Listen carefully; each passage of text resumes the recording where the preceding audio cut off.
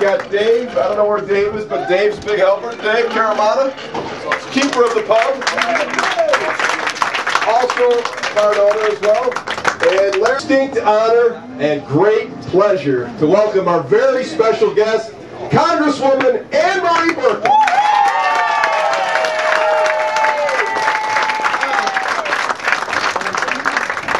Thank you so much, Joan. Thank you, Tom. Thank you so much. I won't go through all the thank yous.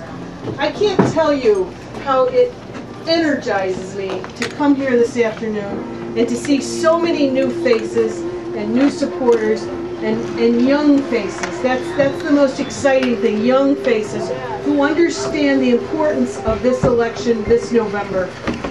We really are in a battle, whether it's a presidential race or my race, a battle for what we want our country to look like. And the fact that you're here on a beautiful fall Saturday afternoon just speaks volumes to me, and it's such an encouragement, because I was glancing through the Post-Standard online this afternoon, doing something that I probably shouldn't be doing. And of course, they rolled out Karen DeCrow's article, and then they rolled out, you know, and shame on Sharon. I understand she's never going to be supportive of me, but there's Ursula, 27-year-old young woman. So that just goes to the hypocrisy of the whole women's movement and what their vision is to improve the lot of women. But I was reading through it, and the whole poll came out today. That this sort of nonpartisan poll, which happens to be George Soros' son. But I was thinking, okay, buckle your seatbelts and tell all of the supporters not to be discouraged. Because if you recall, 2 years ago, 3 weeks before the election, they put that poll out, we were down by 12. So they cannot imagine that there's a Republican conservative in this seat. The Post-Standard struggles with it. When I go in and I meet with them and I talk to them, and I've tried to do it every 3 months, every quarter when I'm home. It's like I sit across the table and I might as well be speaking in tongues to them. Because they really don't grasp what it is we're talking about here. And how important it is for us as a nation to get back to the founding principles, where we understand that our rights come to us from God, and that the only role of that government is to protect our rights. It's so fundamental to what we are as a nation and who we are, and why we have done so well, and why we've been such an exceptional nation. It's because the greatness of this country is with everyone here in this room. It's with the individuals. It's not with having a big government making our decisions for us.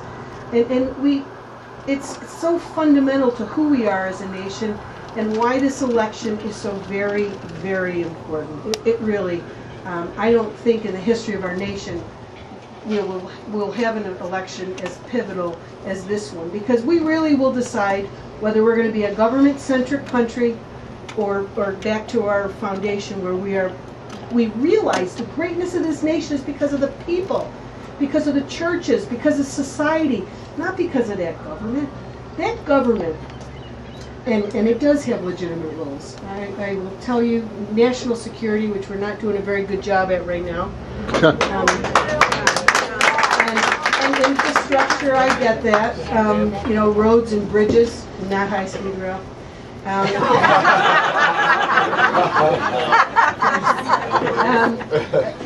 But there is a legitimate function for government. But the government has come so far away from what it was meant to be and how it should be involved in our lives. And for me, the Affordable Care Act and the health care law 2 years ago was kind of the final push that I needed to jump into this race. And that I'll give voters a choice. And I just philosophically was opposed to the health care law. But I'll tell you, since I've been in office for the last 2 years, this health care law is bad for seniors. It cuts Medicare by $700 billion. It's bad for our hospitals. It cuts their Medicare reimbursements. It doesn't help physicians with their Medicare reimbursements. So we're going to begin to see physicians unwilling to treat Medicare patients or limiting the number of Medicare patients. It's bad for businesses. What you're going to see are the taxes in businesses. 21 new taxes in this Affordable Care Act. We had a hearing in the Oversight and Government Reform Committee, and it was about the execution and who was going to implement the new Affordable Care Act. And you know who sat on the other side of the hearing table? Not HHS, not anybody but the IRS. The IRS is there. They're asking for more employees because of how many people it's going to take to implement this law. So it's not good for businesses. I toured a leasing company, a large construction company. They lease heavy road equipment. As of January 1, they're going to have a 3.8% tax on passive income. You saw with Welsh Allen, the 2.3% tax on small medical devices, and on and on. And what Dan Maffei doesn't understand, and what Barack Obama doesn't understand, and Washington doesn't understand, is when you tax the American people, when you pass a stimulus bill close to $1 trillion, you're seizing capital, you're seizing wealth from the private sector, from the people who will do just what they did here, who will invest it, who will hire, who will buy more equipment, who will expand their businesses. But if you regulate them and you tax them to death, there is no capital left. And the economy will be just as it is now, this stagnant economy that we can't get out of our own way. There is such uncertainty. If you tour businesses, if you talk to business owners here locally, they don't know what their tax rate's going to be at the end of the year. They don't know how the Affordable Care Act is going to affect them, either the tax implications or just if they hire more. You're seeing now people are going to reduce the number of hours of a work week to 30 hours.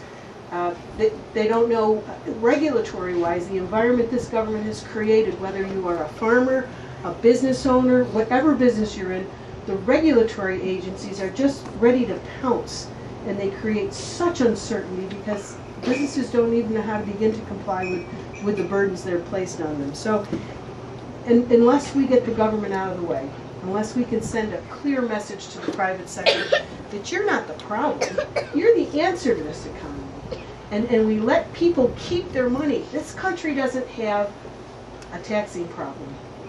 American people, I dare say if I took a poll here, no one would tell me they don't pay enough taxes. Whether it's your property taxes and right on up. We have a spending problem in this country. We borrow 40 cents on every dollar we spend in this country. Can you imagine if you ran your household or your business like that you put on a credit card 40 cents of every dollar you spend? At some point, you've got to pay the piper. And we are at that point right now in this country. We have a $16 trillion debt. $16 trillion. Every year for the last 4 years, we've operated this government with a $1.2 trillion deficit. It's unconscionable. And it's unconscionable when I look around and I see these young faces, because they're the ones who are going to have to absorb this debt. They're the ones who are going to be burdened with this debt. And if you look at our national security, and McMullen, who was the former Joint Chief of Staff, he said the single greatest threat to our national security is our debt. And tax your way out of this. You need to get this economy going. You need more people paying taxes. 23 million Americans are out of work right now. And they talk about unemployment. It mysteriously dropped this last time. It's pretty remarkable. It went down below 8%. But if you look at the underemployment numbers, we're probably somewhere 16-17% of the American people aren't working. The policies are failing this nation, and it becomes a moral obligation. Even our war on poverty. Our war on poverty, we've spent as a nation $16 trillion. And it's interesting to me that number is so close to our debt. But we've spent that much money on the war on poverty, and today in this country there are more Americans at or below the federal poverty guideline. It's a failure of a system that we've got to take a hard look at. Onondaga County, I thought this was so remarkable. The last 4 years, the use of food stamps has gone up 81%. 81%. That to me is a failure of policies. It's a failure. It's not something that we want to be proud of as a nation. We want where we tell a young person, well, the best you can hope for is welfare or food stamps because your dad's in prison or your mom's on drugs. It's unconscionable as a nation. We're better than that. We're better than that. And Republicans and conservatives are always demagogue. We don't care about people. That's always what you hear. We care deeply about people, but we know that the best thing we can do. You talk about life, liberty, and the pursuit of happiness. True happiness comes from pursuing whatever it is that's important to you, pursuing that earned success. And that's always been the distinguishing factor in the United States, pursuing that American dream. And we're really, at this point, we demagogue success, we demagogue hard work, and that's not America. It really isn't. We can do better. And that's what this election is about. And that's why being here this afternoon with all of you energizes me, because we are going to have a rough 2 weeks. I'm just so whenever you pick up the newspaper, you say, yep, she predicted that. They will, I mean, but we did it 2 years ago, and we were just a grassroots, biggest upset in the country. Just so you know, this is a national race. We're probably one of 10 in the country that they are gunning to get this seat back, and we're not going to let them get it back. No.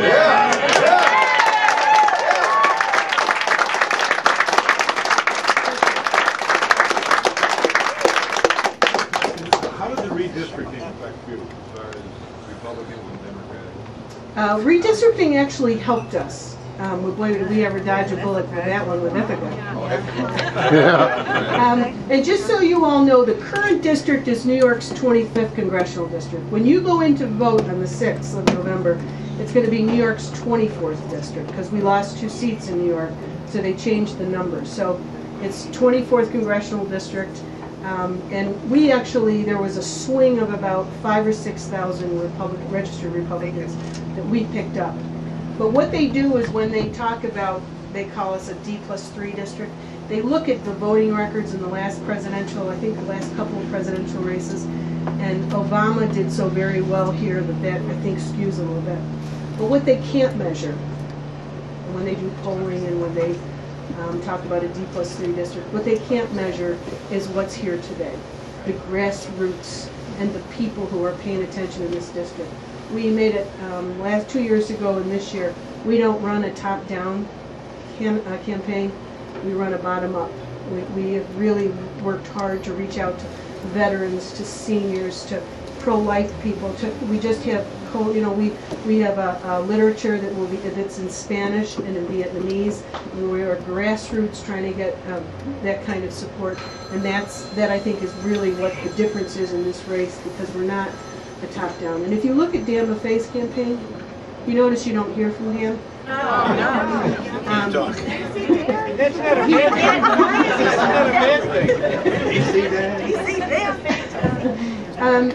Because he's running what the DCCC is telling him to do, and they're running this war on women. This, these. It's a divide. It's conquer. Maffei, he's got a record, and he won't talk about his record. He acts as if he never was in Congress before. He doesn't want to talk about the stimulus. He doesn't want to talk about the health care. He doesn't want to talk about cap and trade or Dodd-Frank, because he knows all of those things are bad for upstate New York. So I just want to encourage all of you to please get your families and your friends and your neighbors out to vote. That's our biggest challenge in a state that's called an orphan state, where you don't have a president, you don't have someone who's running strong for the presidency. It's very important for us, and our biggest challenge is to get our base out, to get everyone out to vote. And if, again, talk to your neighbors within your churches, make sure people, if they need a ride, or make sure, some of the churches, Holy Family, Father Pryor, they're very good about distinguishing the voting records between the two of us and, where we stand on the issues. But those are the kinds of things we really need your help in the last 2 weeks. More signs. We have phone banks in our office. If Tom's nodding his head, he's been in making calls. So there's all kinds of things we need help with. Ryan is here. David is here. My campaign manager somewhere. Caitlin's here. There's folks from the campaign here. If you're willing to sign up and help us out, we would really appreciate your help.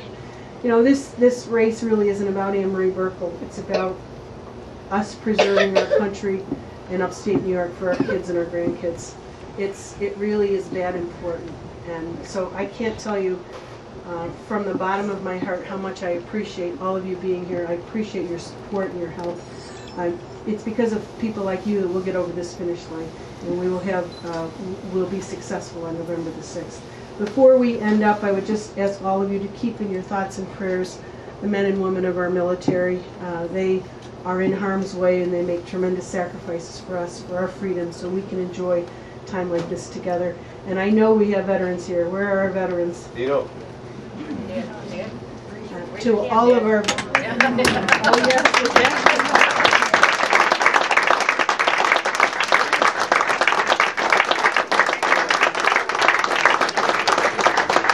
Despite all of the problems our nation faces, we live in the greatest nation in the history of the world.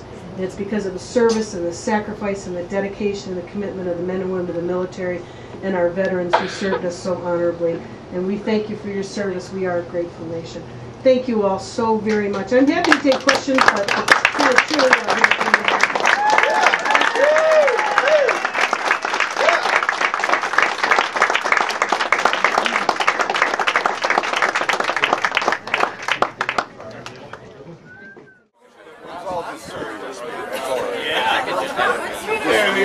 I can't even. We all of us in our family. There she is. Ava Rose, come over here. That's it. Unimaginable. Sharon J.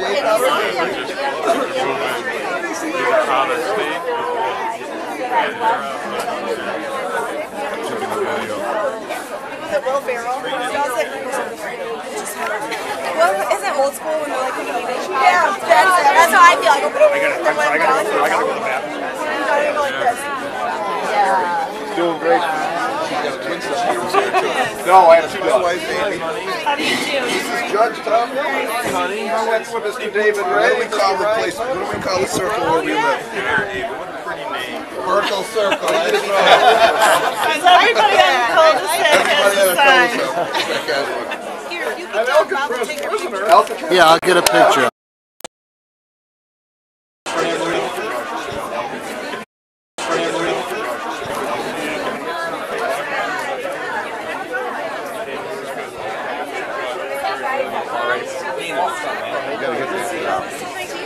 That volunteer sheet out so people can sign up. You know? I had to run all my concrete battery ran.